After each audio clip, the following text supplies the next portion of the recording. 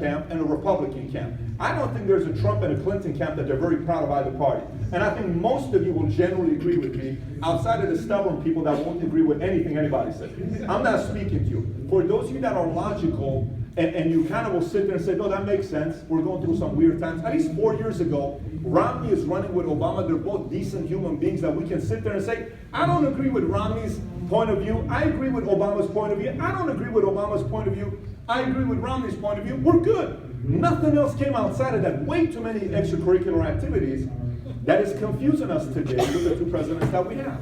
So forget about who gets elected. This is not an election part. I'm not telling you who to vote for. You pick and choose who you want to vote for. Some of you are going to vote for one side, some of you are going to vote for the other side. The next few days, something crazy could happen with WikiLeaks, where it's only going to be one-sided if something comes out. We all know that's pretty crazy things going on with Director Comey. I am not here to talk to you about that because you just got to turn on the news. They're just bombarding you with all that news. Let me tell you what I'm here to talk to you about.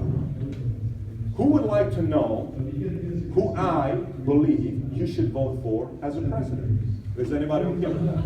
I'm going to share with you here today who I believe you must vote for president for you. If you don't, I believe you're making the biggest mistake of your life if you don't vote for this person as a president. I'm telling you right now, I think you're making the biggest mistake of your life.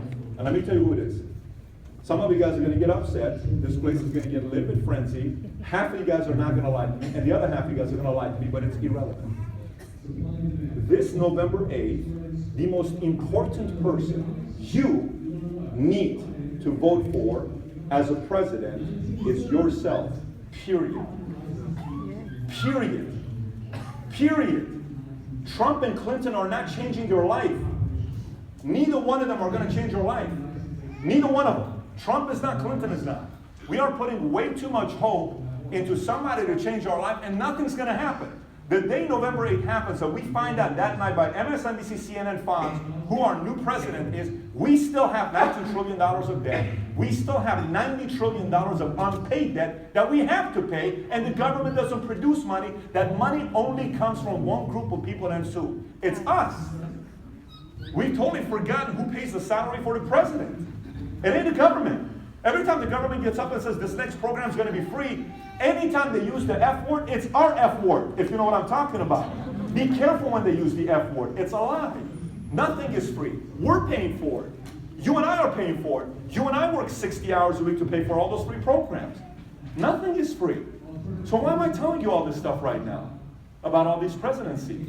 Because in the next 3 to 5 years, you need to have a very serious game plan to getting your income to a minimum of $250,000 and upwards of $500,000 to $1 million your income. You've got 5 years to do it.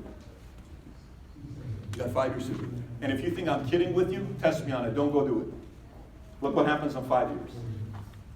I'm at Harvard Business School for 3 weeks. Some of you guys heard me say this out of full-timers. I want to reiterate again because 80% of you guys haven't heard me say this. This is how the chairman of the Harvard program opens up the meeting. This is what she says. She says, first of all, welcome to everybody who's here. 144 CEOs from 60 different countries. Welcome. Welcome to Harvard. Her name is Linda Applegate. She's the chairman of this program called the Owner-President Management Program, that to go to it, you're only welcome to go if you own the majority of a company doing $10 million plus per year. Total net worth in the room is roughly $20 billion, give or take, in the room, okay? So she opens up the meeting, and she shows a slide, and she says, there's 2 reasons why you're here today. Number 1 is innovation and strategy. We're going to do a lot of innovation. We're going to do a lot of strategy sessions. We're going to come up with a lot of great ideas. It's going to be amazing. This is why we brought the great minds from all over the world. And she says, I want you to watch a video. She plays a video.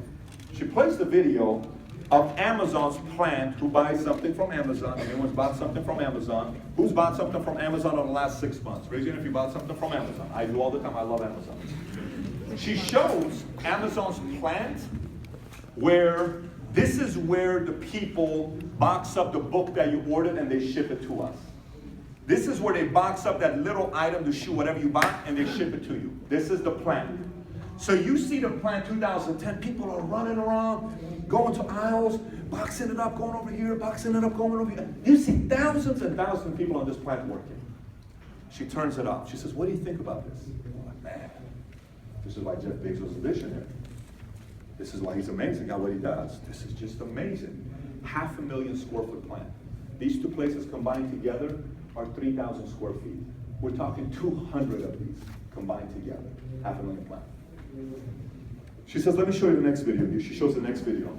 It's the same exact plant, except 6 months ago today. So we're looking at the plant. How many, those people who heard me say this on full timers who can't answer, everybody else. How many people do you think were working on that plant in the video? 4. One person. One person. You know who the one person was? The mechanic. For the robots. You just saw. That's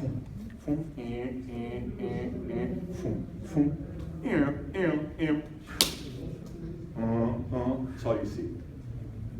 One person that handled the robots. Everything was robot. I encourage you to watch this video on YouTube. I would put it up here, but for the sake of time, I just want to keep it simple with technology, all that other stuff. Go watch the video.